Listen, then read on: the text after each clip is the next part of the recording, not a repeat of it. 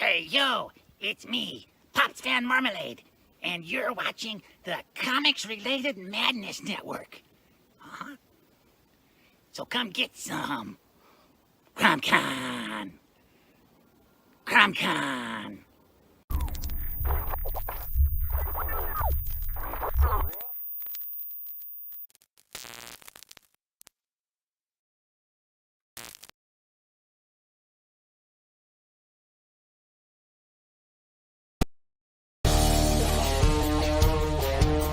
The Madness Entertainment Group presents the Madness Comic Network with original programming and additional comic-related content.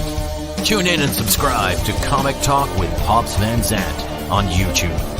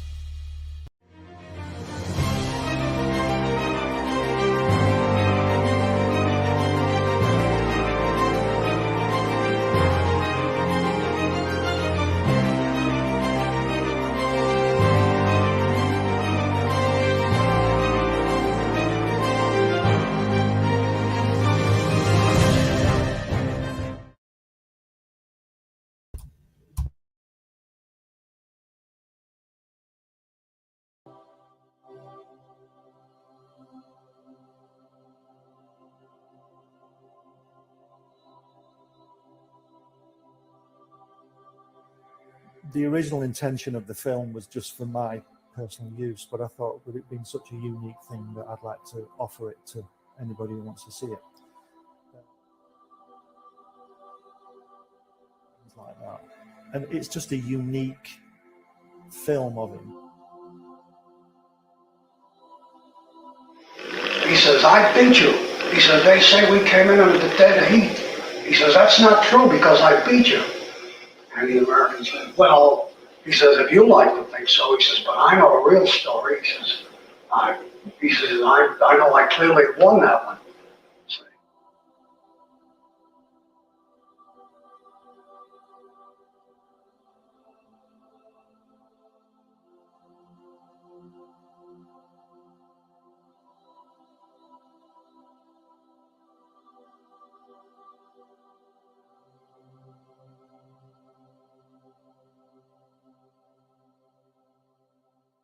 Author.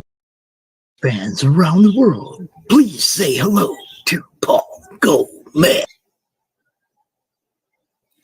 Ladies and gentlemen, welcome to the first episode of Realities of Publishing Comics with Paul Gomez. Thanks for being here. So there's a lot of topics that I want to cover. Me being a published author of comics, I had originally started investigating, educating myself by looking at other YouTube channels that showed how to do comics. And usually they listed things off and kind of went step by step. And to me, I felt like they were great, but a lot of them did kind of avoid some of the pitfalls and perils that I kind of went through whenever I published comics. So that's why I'm here today, because I really want to talk about a little bit of that hard talk, a little bit of the hard truth behind it before you actually get into making comics. Now, my views are probably not going to be the same as everybody else's, and I probably have a different view than most. So just to let you know, if you have thin skin, this is probably not the one that you want to be educated by. But I do want to say that I am going to try to hit a lot of topics that a lot of other shows didn't exactly go through. And the first topic that I really want to hit was ideas. Ideas is really where all the comics come from. You first have that one huge idea and you're like, this can be a comic. And the funny thing is it's like everybody has ideas, and every idea is great. I don't want to naysay any idea out there, but the first and best piece of advice that I ever got was from my first editor. And he basically said, there's not one comic that's for everybody. So your comic's not going to be for everybody either. Make sure you go out there, find an audience, look for the people that are going to connect, not only with you, but the comic that you're building and selling. And that's kind of a hard truth that a lot of creators don't really feel or hear. Whenever you have an idea, whether it's a mystery, a superhero, a romance kind of comic book, you think you're going to go out there and sell it to everyone.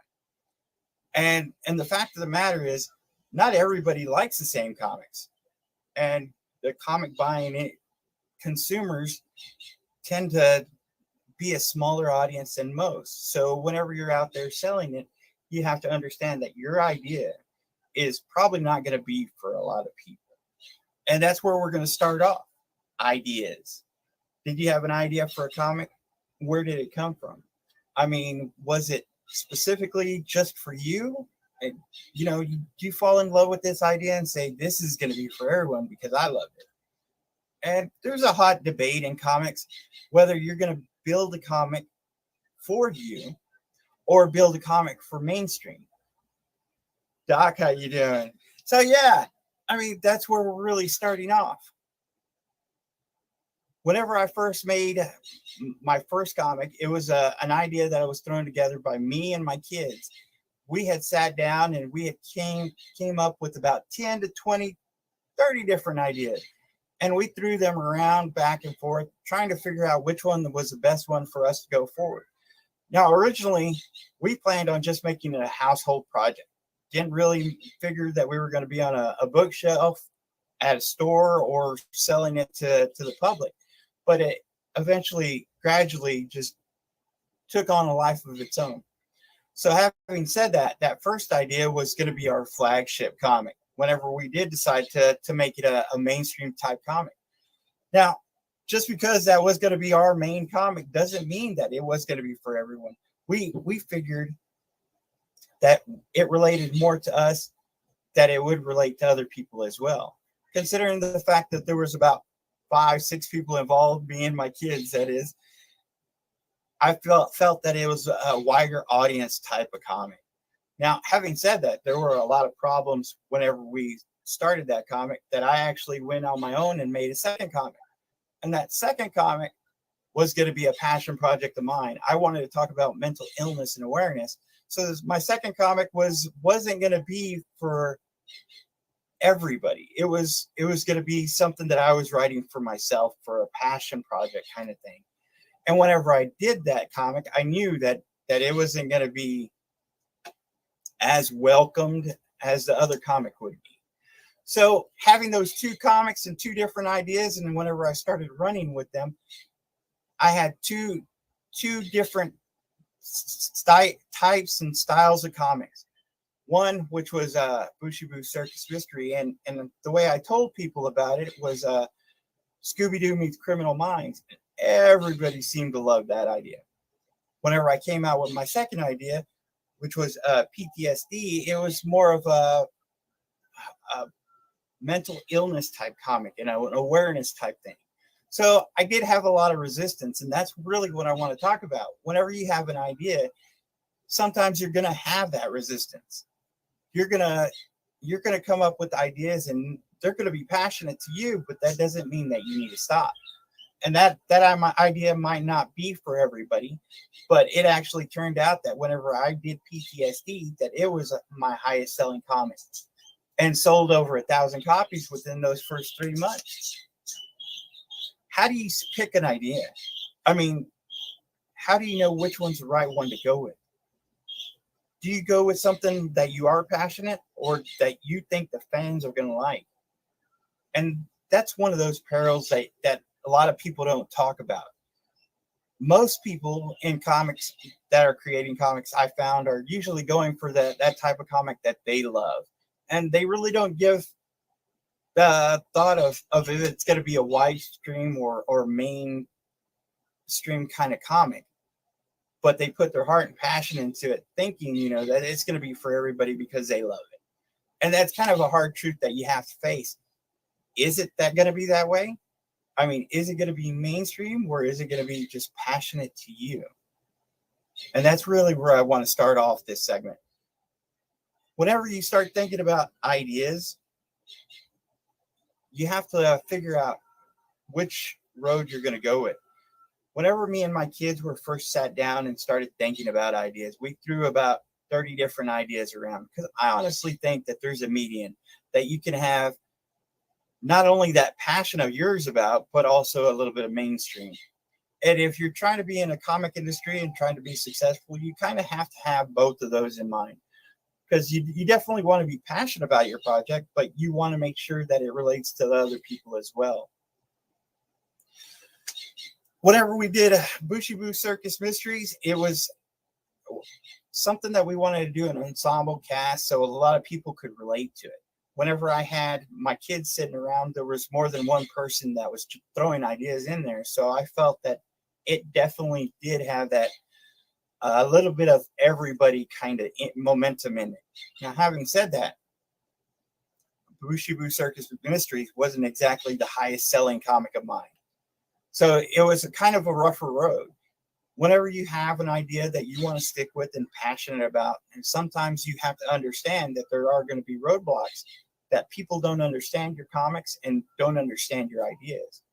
So not only do you have to pitch it to your artists if you're not an artist, but also the creative team that's going to be on that comic. And most people don't think about that whenever they're starting comics. They just think about that one huge idea. Everyone seems to have idea, and that's not a bad thing. The thing about it is sometimes you have to get other people aboard on that idea, and that's probably one of the hardest things to do. Now, if you're a creator like me, a creator and writer, and you're having to get artists and editors and other people on board about it, not only do you have to pitch your idea to them, but you have to make sure that it comes across in the correct way. So whenever you're picking an idea, what are you going to choose? Are you going to choose a mystery, superhero kind of genre? Is it going to be an all ages kind of book? Is it going to be just a mature only? And if it is mature only, how far do you take it?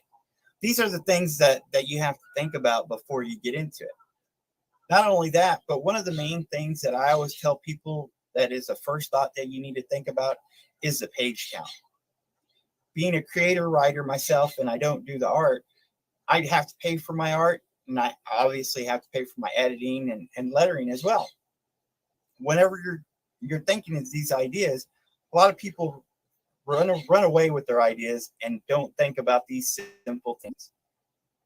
If you're having to pay for those page counts and those art pages, and every page is going to cost. So whenever you're world building, and world building is great, don't let that idea just run away from you. Understand that whenever you're building an idea for a comic, it's different than any other medium. Whether it's a regular book, a novel, a screenplay, or any other such. Creating a comic script from your idea is something that's a little bit different. You have to think about page counts, page turns, and how the story flows in that way, which you don't really have to think in most mediums. Whenever you come to a book or a novel, it's continuous pages that flow constantly. Or if you're storyboarding a TV show or a movie, this isn't something that you have to stop and worry about those page turns as much. A lot of people, whenever you come up with ideas, it's just an idea and then you constantly go. But making that idea into a comic, there's a lot more into it than just the idea. So where do you go after you get the idea? And how does that manifest into that story? If you have an idea and you start writing, which is a great thing to do, because second best piece of advice is I got, always write things down. If you have an idea, go ahead and write it down. Go ahead and make a paragraph, page, even a notebook full of it. That's fine. But the thing about it is you're going to have to make those into issues. And whether you're going to make a 22-page issue, 32-page issue, or even a graphic novel at 130 pages, sometimes you're going to have to pull back that idea and understand that each issue has to sell itself. So that idea has to get contained and actually tell a story in those 22 pages, 32 pages, or whatever amount of pages that you decide that idea is going to first flow through. Another topic really about ideas is the genre. Are you going to make a mystery book? Are you going to make a Western book? The funny thing about genres is they come and go. Whenever you're looking at the industry, you've got to kind of see what's selling and what's not, what people are reacting to. I honestly tell some people, if you have a Western, it's kind of a hard sell. You don't see that many Westerns out in TV and movies that much nowadays because younger audiences don't exactly relate to them. And it's not to say that idea is a bad one or that it can't catch on. There's great TV shows out there like that 1887 that was an amazing show that just happened. And there's great comics out there that are great Westerns.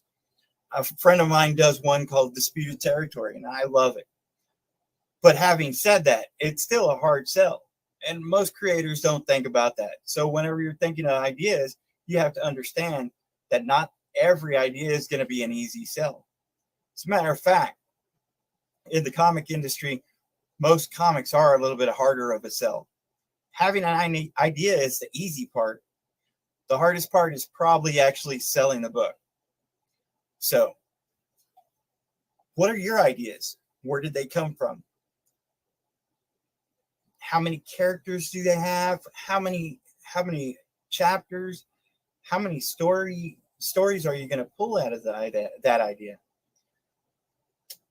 Everyone seems to have ideas, and since I've been out there, I've been pitched at least 1,000 of them. Amazing ideas and great ideas, and some ideas that I didn't quite understand. Of course, again, having to convey those ideas is a little bit harder whenever you're just talking about it as opposed to writing it and drawing it in a comic. Sometimes you have to actually get those things on paper before you start getting them to another person and getting them to understand it. Whenever you start, you have that one premise, but you have to also develop your characters and develop the story beats. Developing an idea is probably one of the toughest things, especially if you're going to do it right. Whenever you're doing story beats and the way they flow, the arcs going up and down and the arc from issue to issue, it's hard to convey to another person until you actually have it written down and clear and concise. So that's one of those minefields that you have to navigate before you actually get into drawing that idea. Learning how to script is probably one of the biggest and hardest things that I ever did. And that's probably because there's no one true format for scripting. So whenever you have this huge idea, how are you going to get it into paper and convey it to the other person? Are you just going to write those notes down and hand it to someone and say, hey, can you make this into a comic? So running from idea into script and then into actually making the comic are huge steps. I never knew this and didn't know this until I started talking to my first editor who started showing me these scripts. But when we started with those ideas, it was really what I was comfortable with pushing and selling and getting behind. Was this the story that I wanted to go with? Were these the ideas that are going to flow to the other people as well? Like I said, some ideas are harder than others, and it's really up to the creator to figure out which idea that you're going to back and push. We've had several ideas, including a rabbit that protected Manhattan, and also, a teenager who was suicidal and having to deal with his parents while they were going through midlife crisis as well. But to me, it was really the bright colorfulness of the circus that I felt that people could relate to, and the entrepreneurialness of these three characters and them coming through life and learning those life experiences. But like I said, PTSD, which was my second book, was my passion project, really was the one idea that seemed to hit the most, even though I thought it was more of something that I wanted to put out there just for me kind of thing. So where do you start with your ideas and where do you go? Like I said, first and foremost is write everything down. The main reason for this is because you might forget it. Now, I understand that most people, I came up with the idea, I'm going to remember it, but it's going to be those details that you forget, those sparks of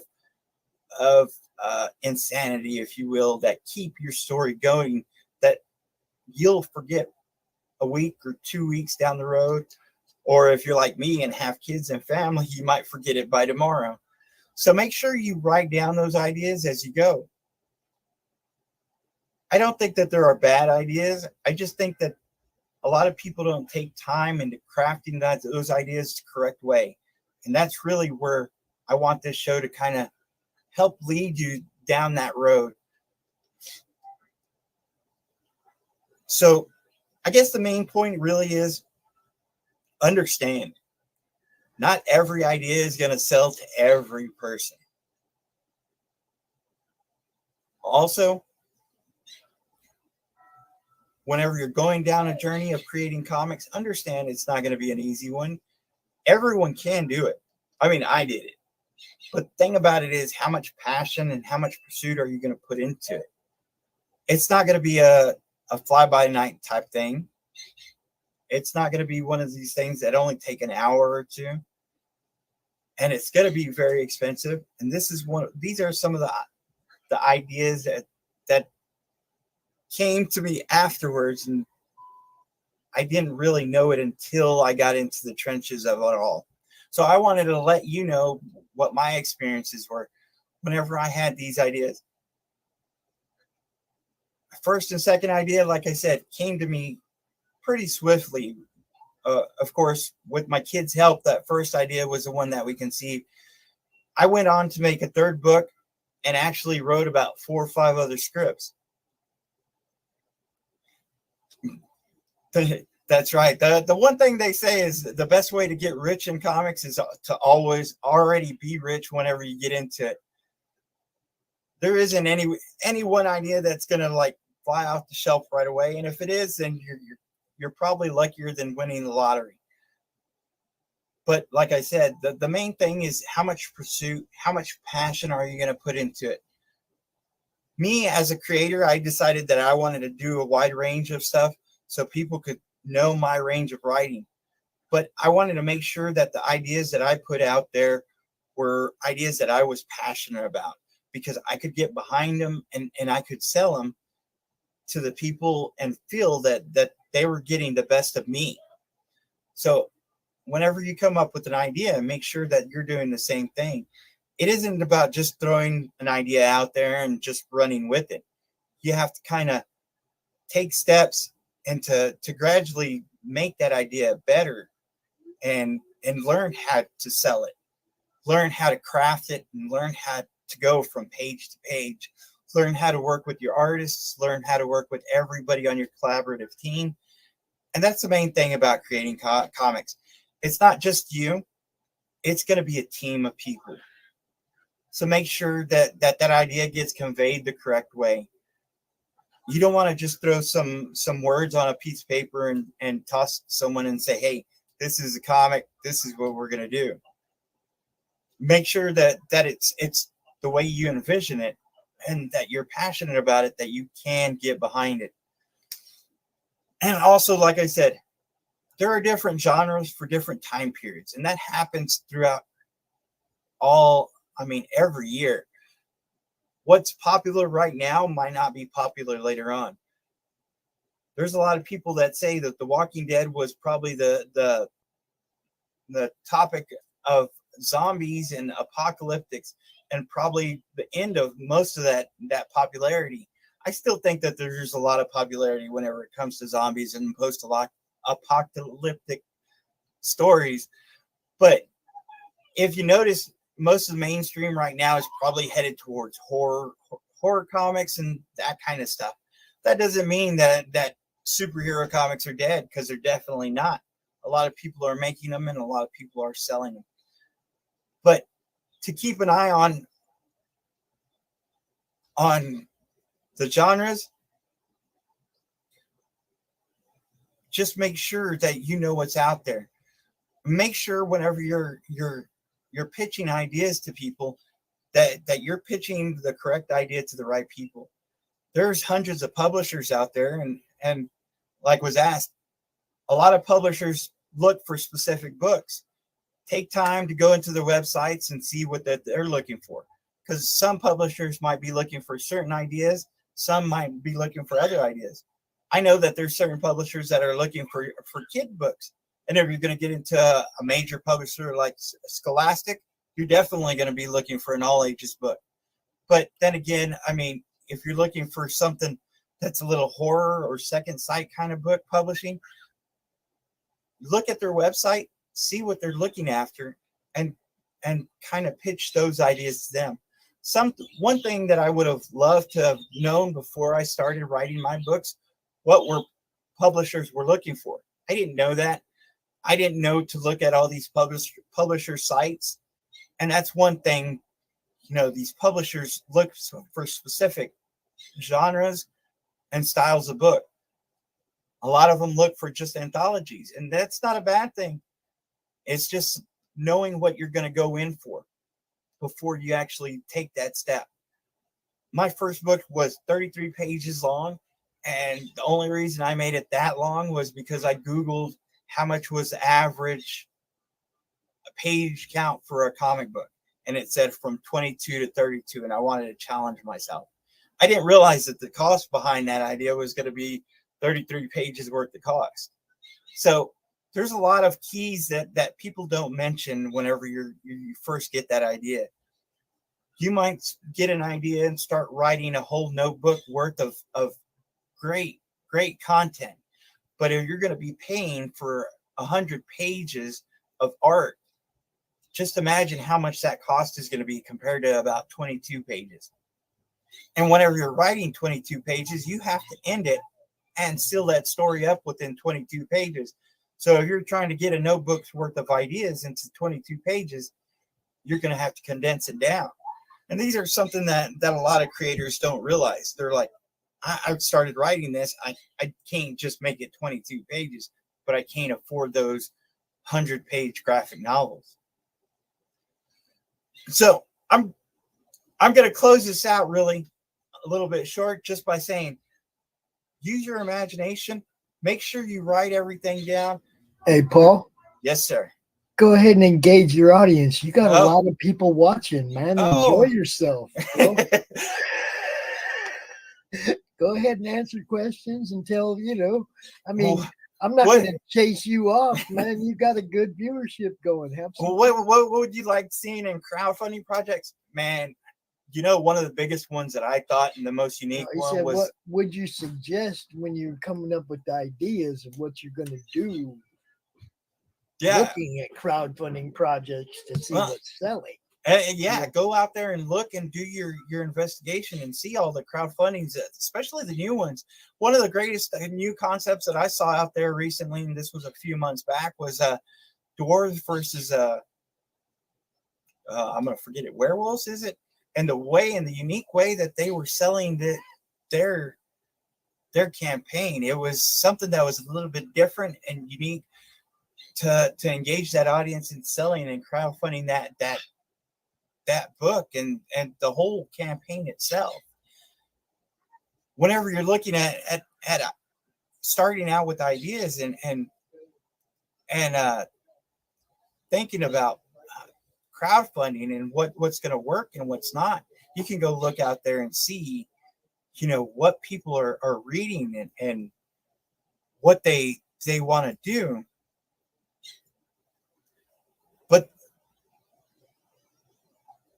But I mean, the main thing for pitching to publishers, I honestly think is, like I said, know what they're looking for. Know what they're looking for. Follow their guidelines.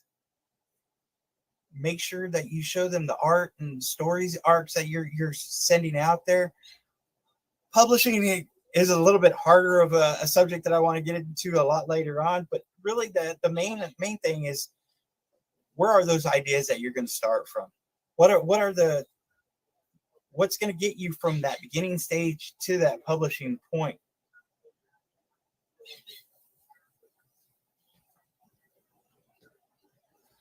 What's the number one thing that I wish someone had told me before? Like I said, it really was the page count. I didn't really have a page count in mind, and I didn't know that it was going to cost me per page. I didn't know having to deal with the artists. I didn't have artists at the time, of course. I started learning my script, and I think I took months and months to learn my script and to get the format of my script down before I found an artist. And there's going to be a lot of other episodes, and one of the episodes I want to talk about is finding the right artist for your story or your idea. But it really was that page count that I didn't know about. I didn't realize that I was going to have to condense my story, which originally me and my kids were working into a book, and I had about 50 pages worth of story into a 32-page comic book, which was probably one of the most difficult feats that I had to jump across at first.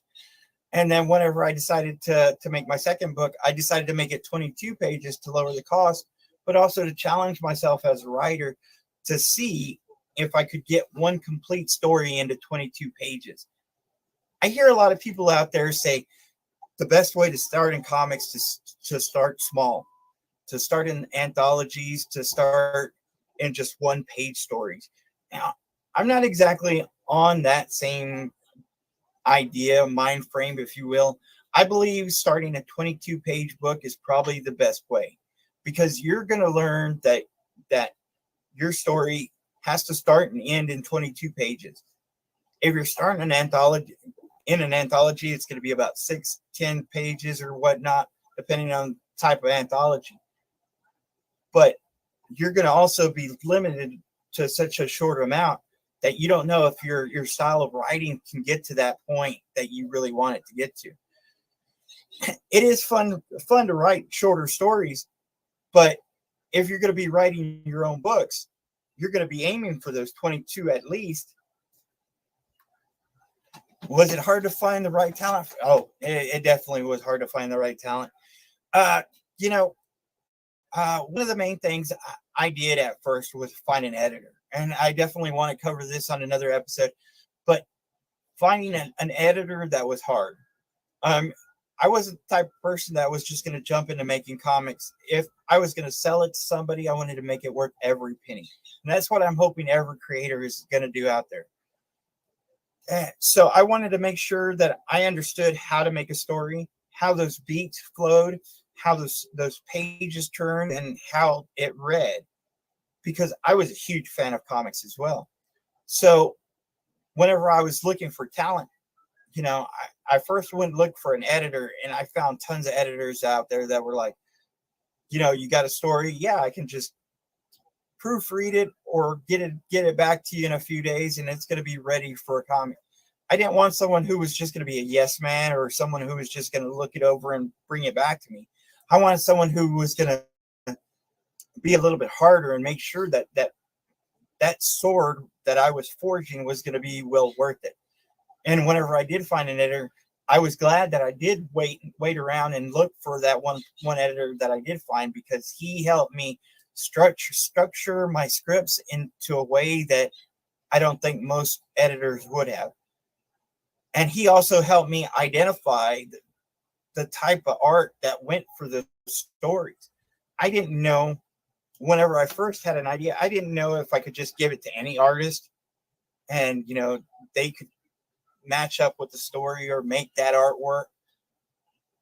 So it's like, whenever you come up with an idea, nowadays I think about the artist who's involved, or who I'm going to get for it, or the style of art that's going to be.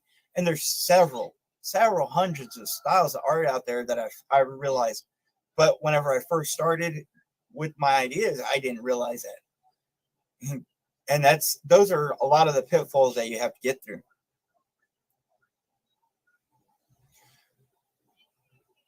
What should be the first outward step? Like I said, I went and got an editor. As a writer creator, I went and got an editor.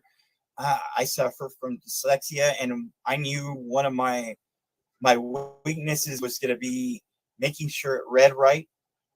It wasn't exactly the story structure that I was worried about, but it was making sure that I conveyed that correct story. So I wanted to make sure that I got an editor to clean it up and to make sure that I was going in the right way. Well, I got to interrupt you a second. Sure. Do you know this guy? Do you know this guy? Yeah. Yeah. Why don't you go ahead and introduce this guy, and I'll get the hell back out the way. Everybody, this is Dylan Gomez. How you doing, Dylan? I'm eating. Yeah, we can see that.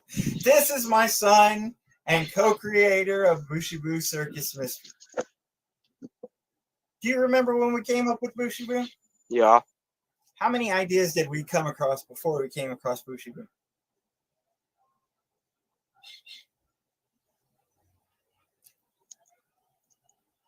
I think 3 before.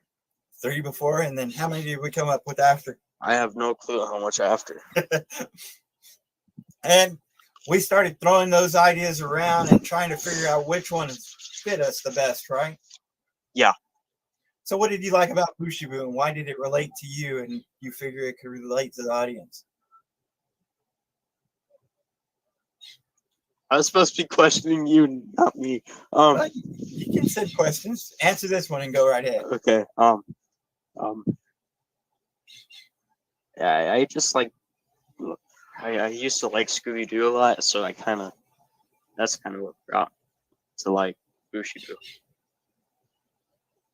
Can you hear me fine? I feel Yes, like we can I'm hear you. talking quiet. No, you're good. Okay, yeah. So what questions do you have? How did you start? Like, how did you get, after you came up with the story, how did you take your first step to making it a comic book? Well, you knew we were there. We first talked to the artist who kind of gave us a few hints. That was Michael Henson, who told us to find the type of art and find an editor. And that's how we hooked up with the editor and started the process after that. Are you the real editor, Dylan? Definitely. All me. You did come up with a lot of the characters, didn't you? Came up with 2 of them. 2 of the characters. Which were the characters you came up with? Came up with Lance and Zahara. And did you feel like those characters could connect with other people? Hmm? Did you feel those characters could connect with other people? Mm-hmm. Yeah. I should have gotten me a drink before this. Yeah, you should have. But I mean, the main thing really was finding an editor. And I knew once I got an editor, they would help me show the way that I was going from there. They did help me learn how to script, and they did show me different styles of art. Having an editor is very valuable because it opens a lot of doors. Editors work with a lot of different artists and different writers and different teams, so they know a little bit more of the field than I did, especially considering I was brand new on it.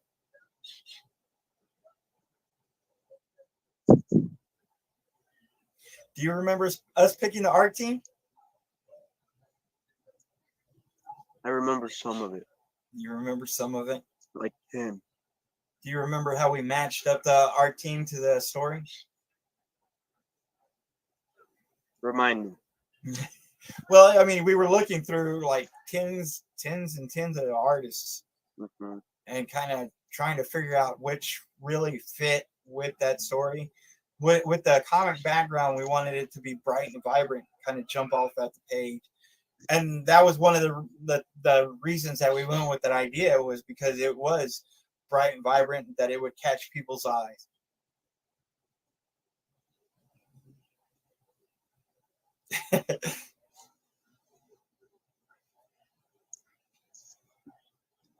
I forgot my question. You forgot your question? Yeah. Do you remember anything about the other ideas? PTSD? From PTSD or just other ideas? Other ideas. Okay, I remember this one was in the middle of you making Bushibu and PTSD. You Okay. came up with the superhero story where the big superhero was the master to show everyone else. He could time travel and he got stuck in a different time, and they had to find their way to get the master back and defeat someone else. Right. That was our superhero idea. Yeah. And we came up with that whole team and the villains as well. Mm-hmm. I think that was after Bushibu, but we decided to come back to Bushibu and go run with that one, wasn't it? I think you just got finished with PTSD, and then you were asking us about more ideas. So we were like in the middle of Bushibu. How much time did we spend world building? How much time did we spend world building on Bushibu? How many days did we go in there and sit down and talk? 3 days to get the basics done.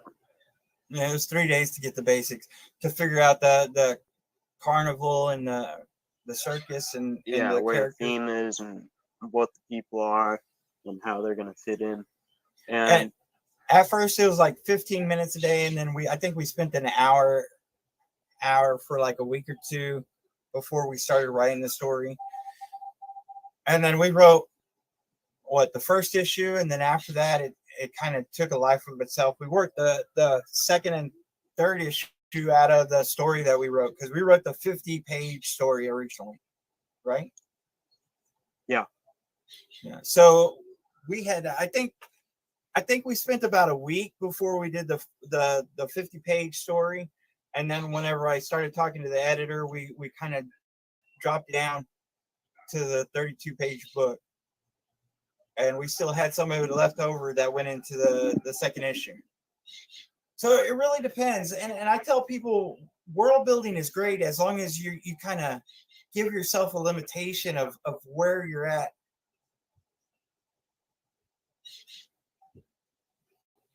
And throw out other ideas. One of the things that I like to do is get about 5 or 6 different stories going and kind of like fine tune them a little bit. Whenever I was doing Bushibu, I also did PTSD, and then we did the superhero story, which I still got in scripts, and I did Flame, Cryptic Haze, and I think I did another one. So it was like I went back and forth and started fine tuning them, so I didn't run away with one story. Because a lot of people seem to run away with one story and then forget that they have to do a 22-page book, or again, limit themselves to that one book that needs to sell. I remember you making up Flame. Remember Flame? Yeah, again, we didn't exactly produce Flame yet, but Yeah. it's still in there. One of them said we're talking about the art on Bushibu. Yeah. I really want to go get something. You really want to go get some? Go ahead. Okay. I'll be back.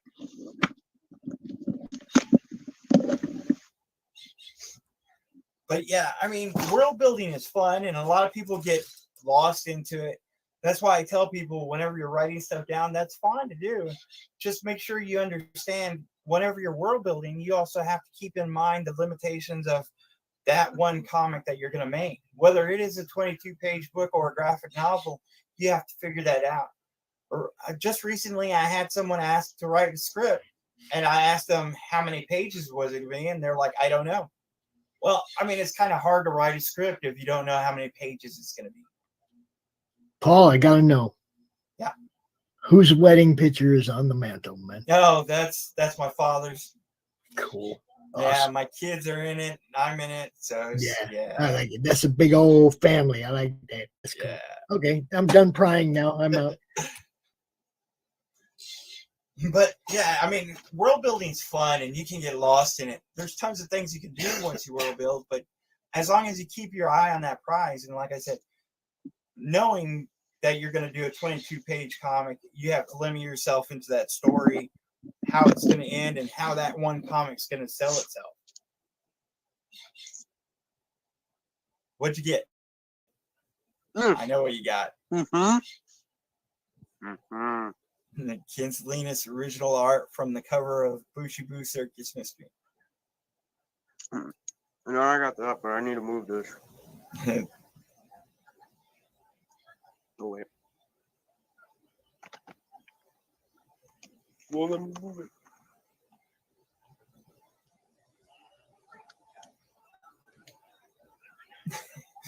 And that's great whenever you're working with cover artists and they give you the originals. That's awesome. Amazing. Yeah. He loved going up to Ken's booth and hanging out with Ken, and Ken loved hanging out with him, so he gave him the original art from that cover. Yeah, but Dad's been trying to steal it. So I could put it up. So you wouldn't be playing with it like you are now. Listen. I can see why Dad would be trying to grab that and put it in a frame, you know. Yeah. Put it in a safe or something. Exactly. Yeah. Well, I mean, that's what frames are for. You're supposed to display cool art, dude. Exactly. You know, but what you do is you mat that with the comic book cover. With the comic book itself, you also mat the art in the same frame. So it's like, you know, this is the actual art for the cover of this book. You see what I'm saying? Yeah, that's what I do. But that's. But yeah, I mean, the big thing about ideas is like understand where you're going to start from, where you're going to go, and don't be blind by just that love of an idea. Understand that you're going to have to push it, you're going to have to sell it, and you're going to have to describe it to other people, and you're going to also have to contain it sometimes.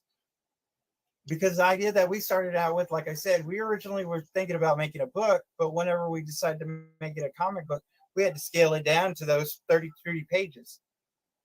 I had to get it edited and make it flow into a comic as opposed to just a story.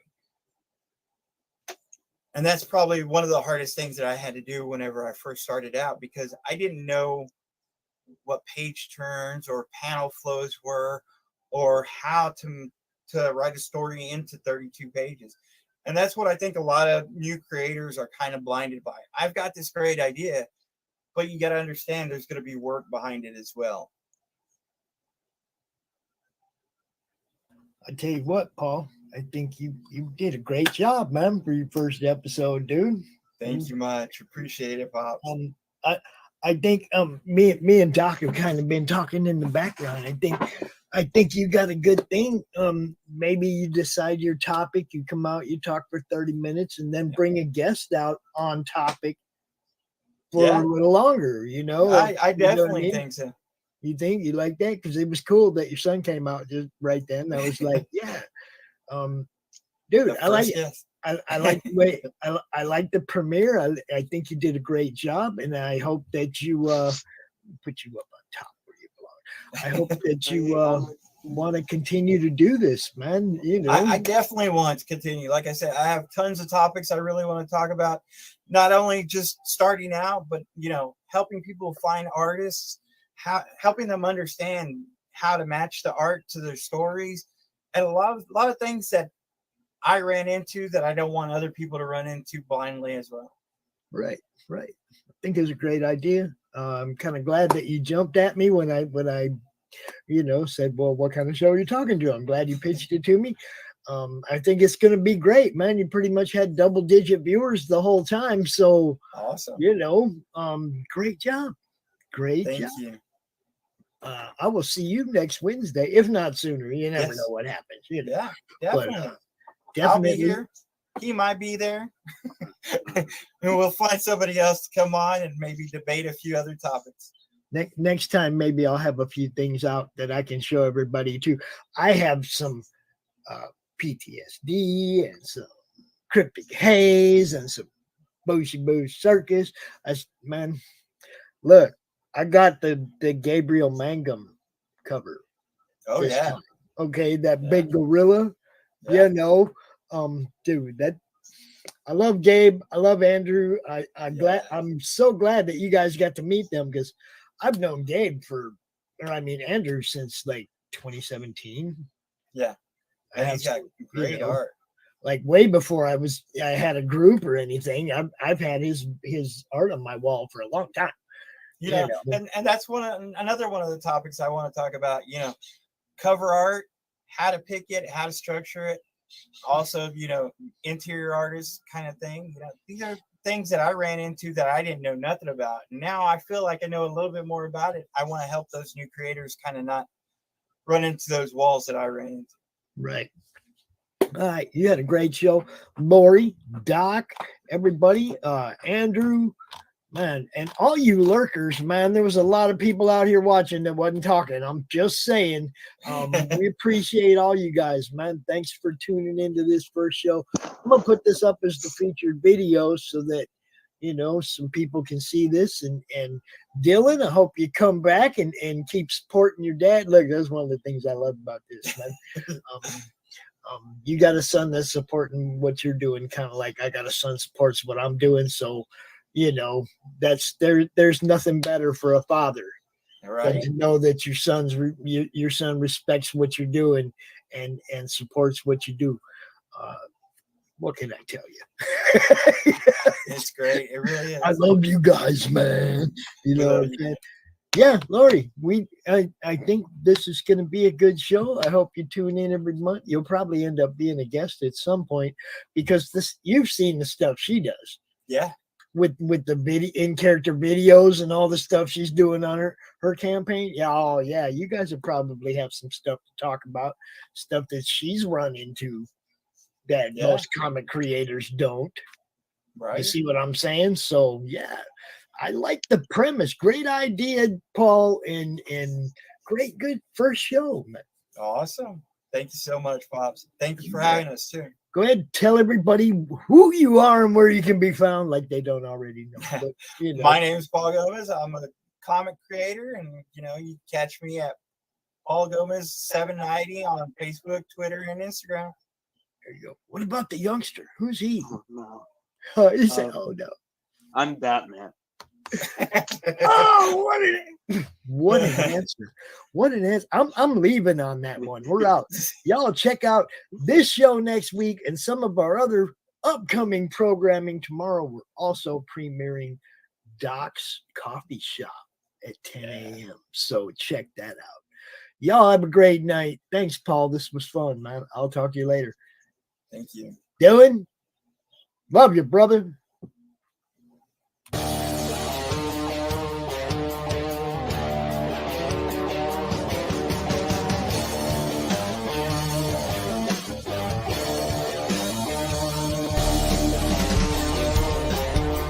The Madness Entertainment Group presents the Madness Comic Network with original programming and additional comic-related content. Tune in and subscribe to Comic Talk with Pops Van Zandt on YouTube.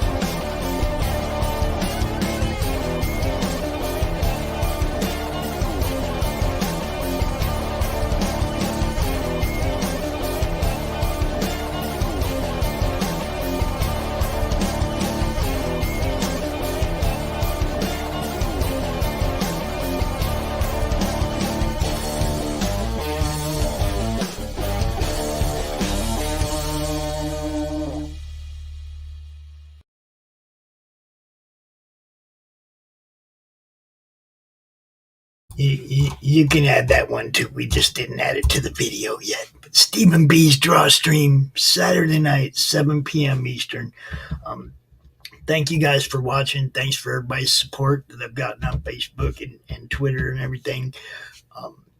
Look, it's been a rough day. It's going to be a rough few days. Thanksgiving ain't looking all that thanky right now. I mean, we lost a special part of our family, so we'll still be here doing our work, but man, we ain't having a good time right now. So we appreciate all your support, you guys. We love you.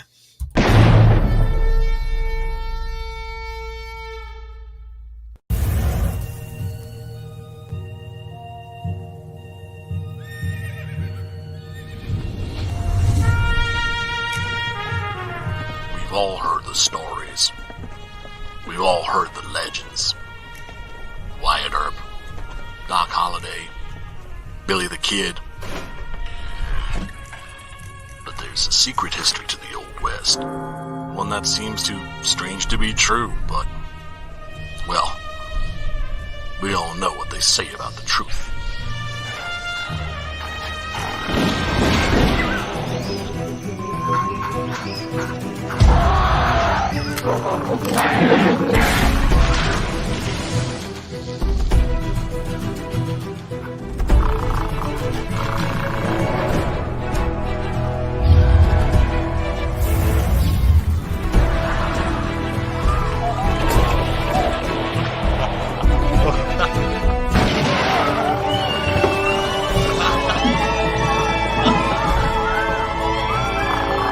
Very big ape, very big guns, blowing very big holes,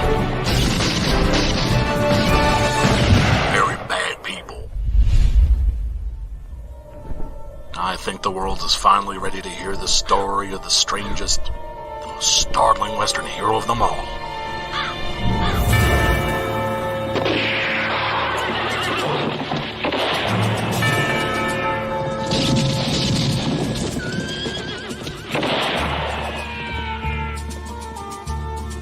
Six-gun gorilla, long days of vengeance.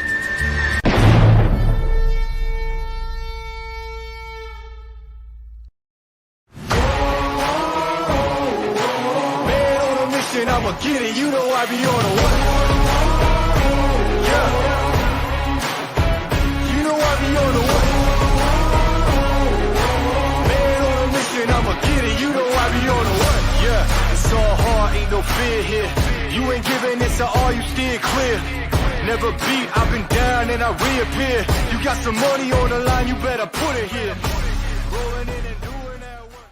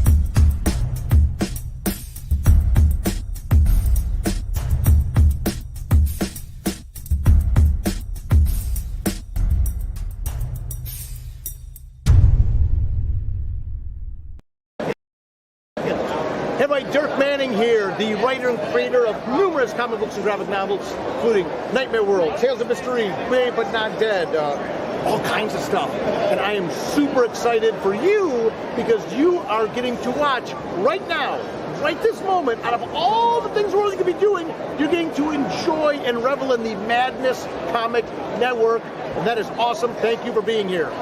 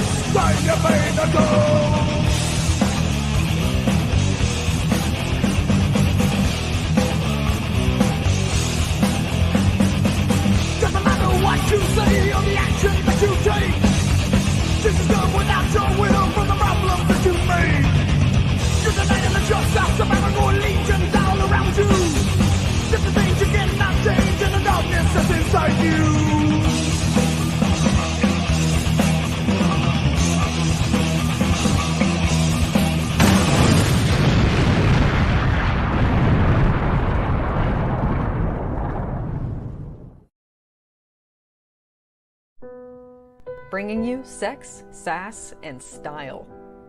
Buckle up and unlock your imagination for a fun adventure with these death-dealing dames. They sail the galaxy in search of spoils. The most dangerous acquisition, and the most fruitful, are the legendary Splinters of Yggdrasil. The Splinters are magical artifacts forged from the Tree of Life that wreak havoc on the universe. The missions are perilous, but the bounty is glorious. Enjoy our hyper-fictional wonderland. How is a pirate ship sailing through space? 'Cause magic. How do they heal so quickly after battle? 'Cause magic. How are they able to communicate through jewelry? 'Cause magic. It's all about the characters. Abo, rough, robotic, ready. Mo, carefree, callous, courageous. Mistress Graven, daring, diplomatic, dominating. Betsy, academic, accountable, aristocratic. Nefara, ancient, assured, adrenaline junkie. Bruto, proud, prominent, protective. Fisty, independent, incendiary, invigorating. Roxy, superficial, scarred, secretive. Once you get to know this diverse crew of mythical miscreants, you'll be anxious to find out what trouble they'll get into on the next episode. Go to abogrizzly.com and order both halves of the first episode today. How do you end this thing? How do you put the there was the brakes on this bus? I forgot. Jazz hands. Jazz hands. Have a good night. Comic Books for Kids provides comic books to kids in hospitals and cancer centers across the U.S. It's a place where we can all work together to make sure every child has a comic book. 100% of all proceeds go towards the kids. It's about making a difference, and while they're in the hospital, allowing them to fly like a superhero, battle dragons, or rescue teddy bears. We are in every state in the country and now support over 160 hospitals.